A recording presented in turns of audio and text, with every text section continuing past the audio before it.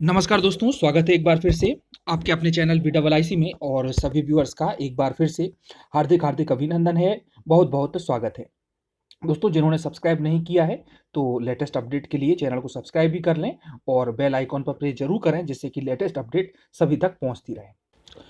दोस्तों, आज के इस वीडियो में एक बहुत ही दुखद समाचार है और आप सभी लोग जानते भी होंगे, क्योंकि न्यूज़पेपर में और इसके पहले भी सोशल मीडिया पर ये न्यूज़ प्रसारित हो चुकी है।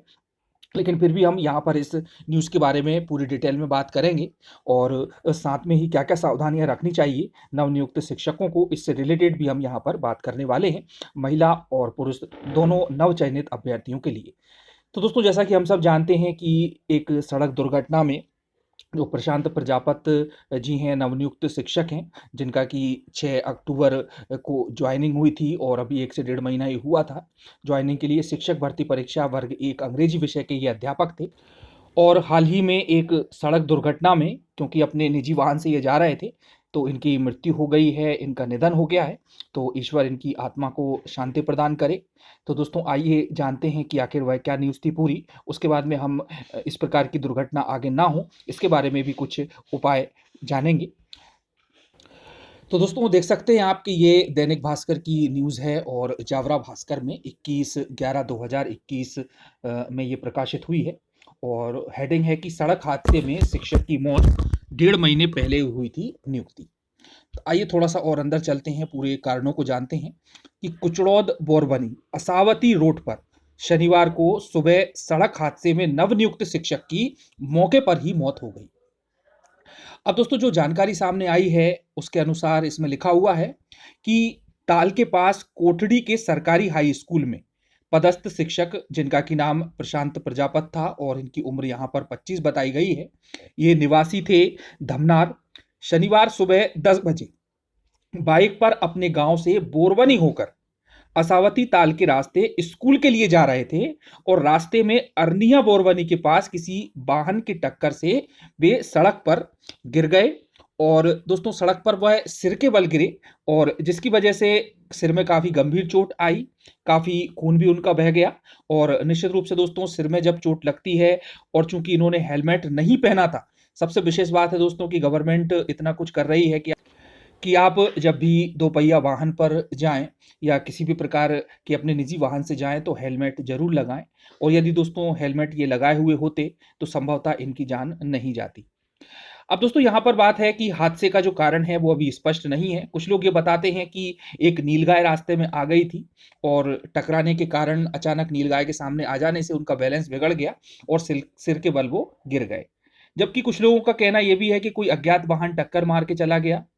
पुलिस ने मर्ग कायम करके घटनाक्रम की जांच शुरू कर दी है और जैसा कि मैंने बताया कि 6 अक्टूबर 2021 को ही प्रशांत प्रजापत की ताल के पास ग्राम कोटड़ी हाई स्कूल में बतौर अंग्रेजी शिक्षक प्रथम वर्ग में पोस्टिंग हुई थी और नौकरी के 1.5 महीने के भीतर ही शिक्षक प्रजापत के इस दुखद निधन से पूरे शिक्षक वर्ग में अत्यंत शोक व्याप्त है।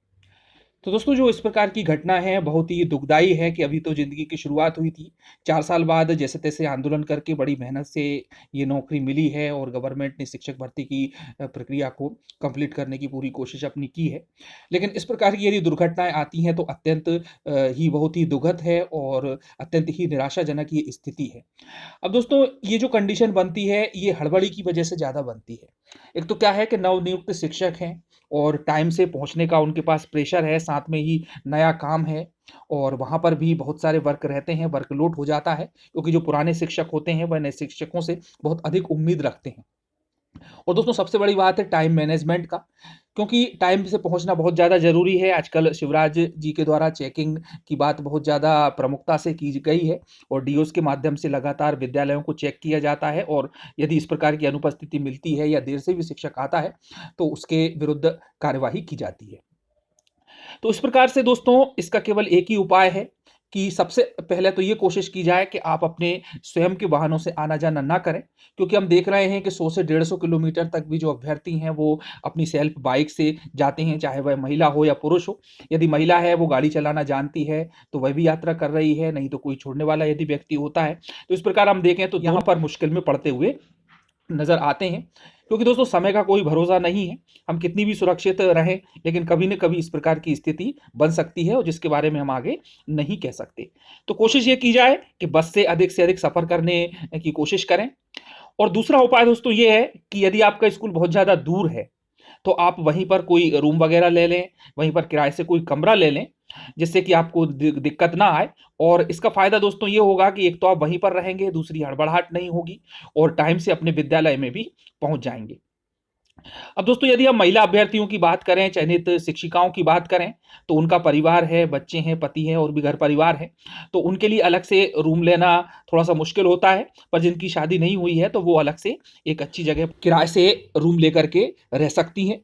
और संभवतः यदि ये आपस में एक-दूसरे के साथ में भी रहें, क्योंकि कई जगह पर 2-2 3-3 शिक्षक-शिक्षिकाएँ पहुँची हैं, तो 2 शिक्षिकाएँ एक साथ रह सकती हैं या फिर 2 शिक्षक यदि एक ही जगह पर पदस्थ हैं, तो वो भी आपस में मिलकर के एक स्थान पर एक छोटा-सा कमरा लेकर के रह सकते हैं।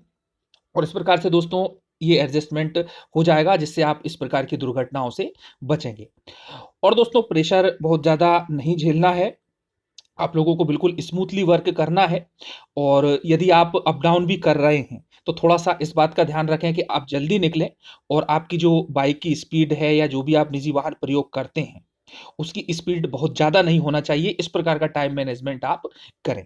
तो दोस्तों ये कुछ ऐसी छोटी-छोटी बातें हैं जिन पर यदि आप अमल करेंगे तो इस प्रकार की दुर्घटनाओं से बच सकेंगे। हालाँकि ये जो सड़क दुर्घटना में एक नवनियुक्त शिक्षक की मृत्यु हुई है, जो मात्र 25 वर्ष के थे और अंग्रेजी वर्ग 1 में चयनित थे, उनके परिवार की, उनकी स्वयं की बहुत सारी आशाएँ थीं, बहुत सारी इच्छाएँ थीं, जो कि निश्चित रूप से दोस्तों धूमिल हो गई हैं।